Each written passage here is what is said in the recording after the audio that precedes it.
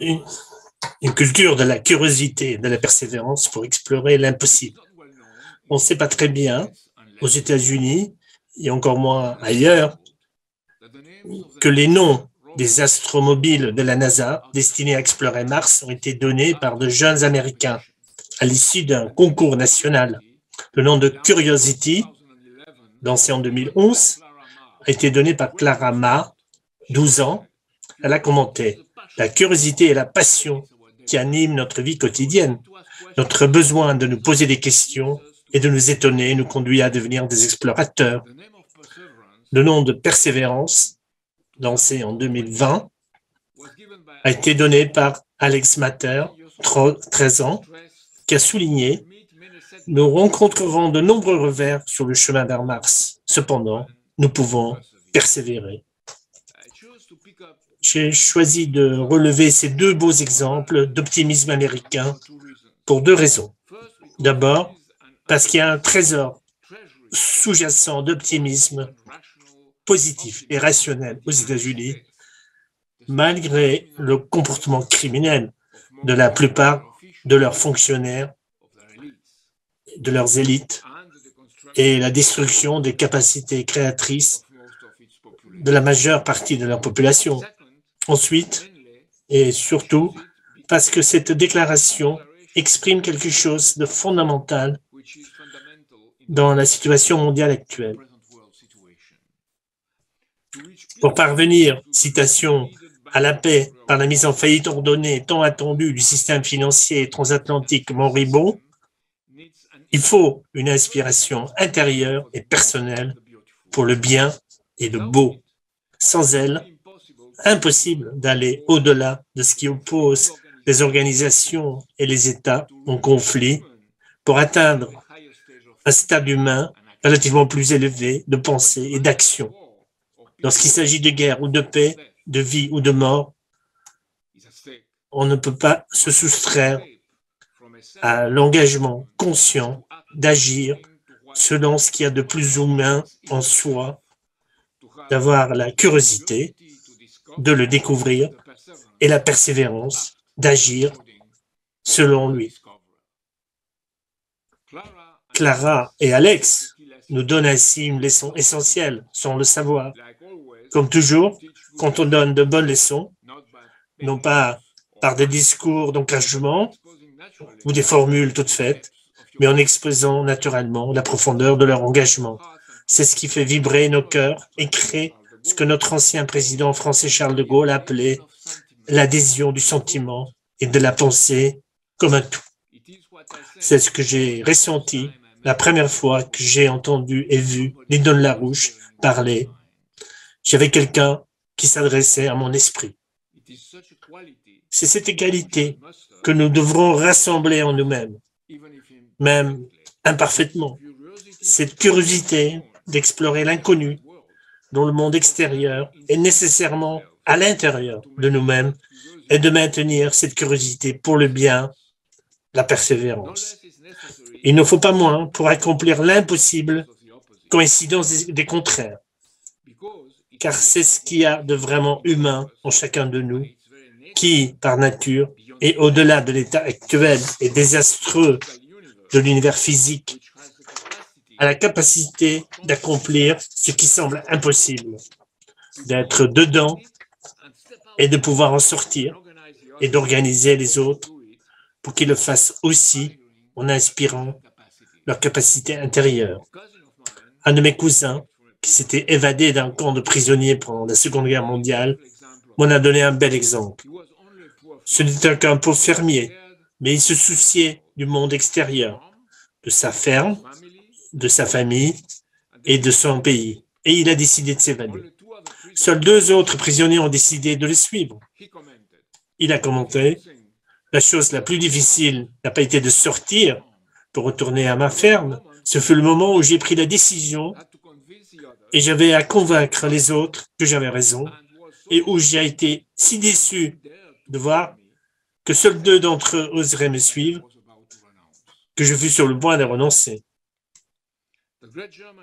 Le grand poète allemand et universel Friedrich Schiller nous met au défi d'être libre au moment de la décision, non pas libres de suivre le courant ou nos impulsions sensuelles ou de nous adapter à la situation, mais libres lorsque nous ressentons le sublime, lorsque l'esprit indépendant se détache du filet de la sensualité pour atteindre un sens intérieur du bien commun. Ce n'est qu'alors que nous pouvons vraiment faire face au mal. Schiller dit que le mauvais destin se montre à nous face à face,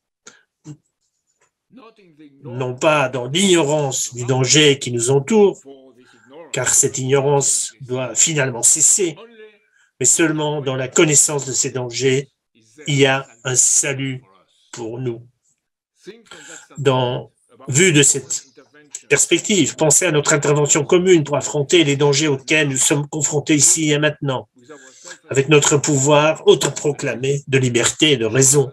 Schiller, citation, « La liberté, avec toutes ses contradictions morales et ses maux physiques, est pour les âmes nobles un spectacle infiniment plus intéressant que la prospérité et l'ordre sans liberté, où les moutons suivent patiemment le berger et où la volonté qui se commande elle-même est dégradée au point de devenir la partie servile d'un mécanisme d'horlogerie. L'ordre fait de l'homme un simple produit de l'esprit et un citoyen plus fortuné de la nature. La liberté en fait le citoyen et le co-gérant d'un système supérieur où il est infiniment plus honorable d'occuper la place la plus basse que de commander les rangs de l'ordre physique. Considéré de ce point de vue, et seulement de ce point de vue, l'histoire du monde est pour moi un objet sublime. Le monde, comme objet historique, n'est au fond rien d'autre que le conflit des forces naturelles entre elles avec la liberté de l'homme. Et l'histoire nous rapporte le résultat de ce combat. Fin de citation.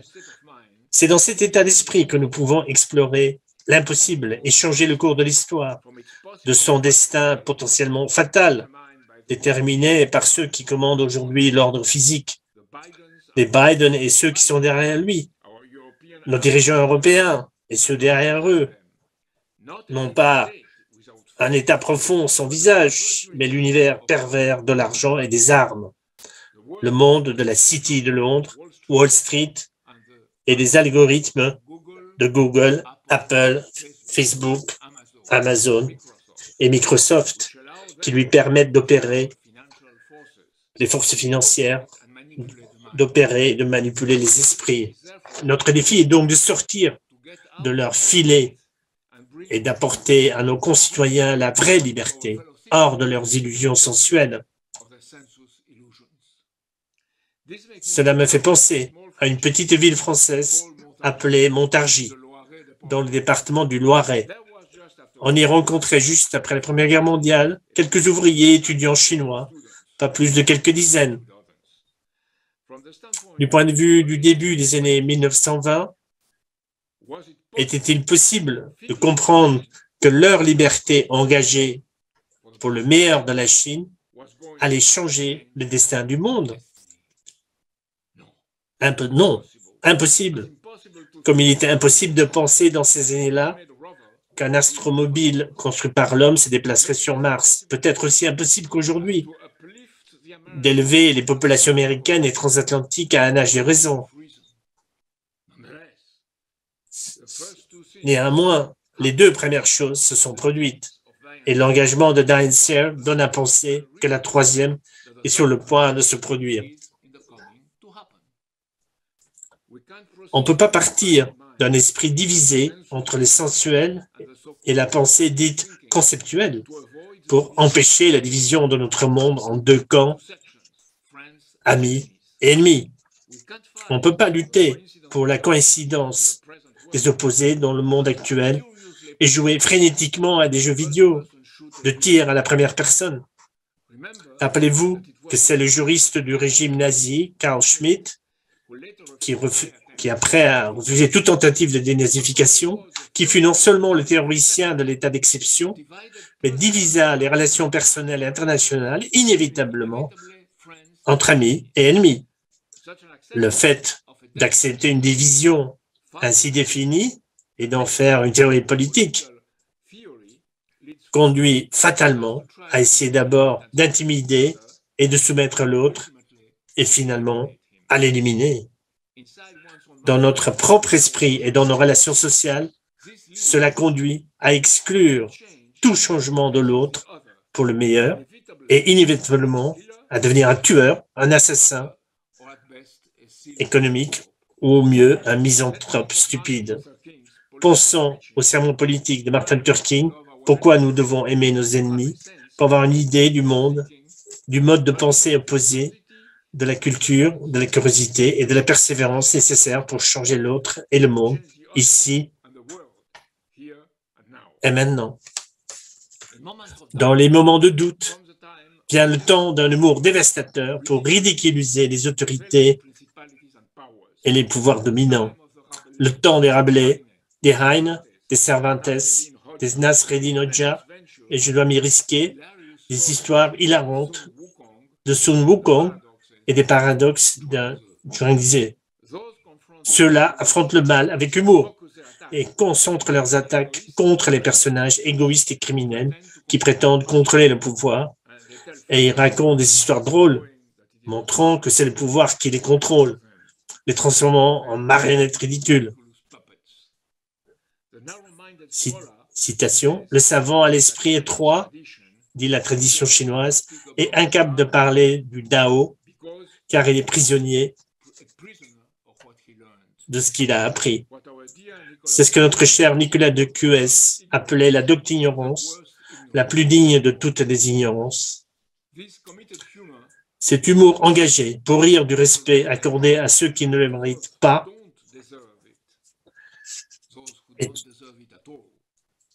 pas du tout, est une arme très puissante, si puissante qu'à un certain moment de l'histoire, certains régimes anti-humains considéraient le sourire ou le rire comme un crime, un défi insupportable pour eux. Ceci nous ouvre, ces penseurs, ces maîtres de l'ironie, nous ouvrent l'esprit à approfondir notre connaissance de Confucius et de Mencius, de Schiller et de Dante, des Védas et des évangiles, faisant d'eux nos amis proches et sages dans le moment de douleur ou de souffrance, comme une musique sublime de Bach ou de Beethoven. Écoutons ce que Nicolas de Cuès va dire dans son dernier écrit qui s'appelle « Le sommet de la contemplation ».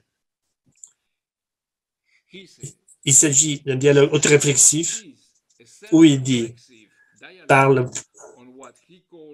c'est un dialogue autoréflexif sur ce qu'il appelle en latin le posse ipsum, le pouvoir en soi comme métaphore approximative de Dieu, le pouvoir d'accomplir le meilleur.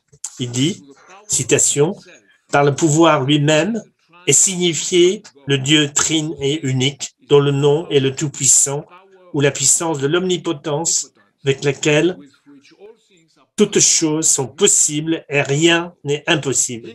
Lui qui est la force des forts et la vertu de toutes les vertus. » Je ne sors pas cela d'une bibliothèque secrète. Nicolas lui-même était directement impliqué dans la vie diplomatique et politique de son époque. J'apporte ceci comme une référence de notre culture chrétienne congruente avec d'autres cultures transmettant cette idée décisive que ce qui semble impossible à un certain niveau de pensée et d'action devient possible à un niveau supérieur, définissant alors un autre impossible. Mais un dernier avertissement partagé est qu'un tel engagement nécessairement impossible pour changer d'avis et modifier l'état actuel des relations internationales ne peut être pris de l'extérieur. Il n'est possible que de l'intérieur. en relevant le défi social de notre époque et en s'élevant au-dessus de la boîte grâce à notre engagement même à accomplir quelque chose, aidé par nos amis, parfois venus d'un passé lointain, qui change l'avenir pour le mieux. Cela signifie, en d'autres termes, que l'esprit humain peut concevoir l'incommensurable au-delà des règles du jeu établies pour découvrir de nouveaux principes physiques et agir afin de donner à l'aventure de notre espèce humaine une chance de se poursuivre à condition de rester curieux et persévérant. Essayons alors d'être sublimes et si bien souvent nous n'y parvenons pas, essayons et réessayons encore du mieux que nous pouvons par de bonnes choses, de bonnes actions. C'est une question de guerre ou de paix, de vie ou de mort. Il ne reste plus qu'une seconde pour rire de ce qui est si pauvrement et dangereusement inhumain, alors que l'horloge de l'apocalypse des imbéciles continue à tourner.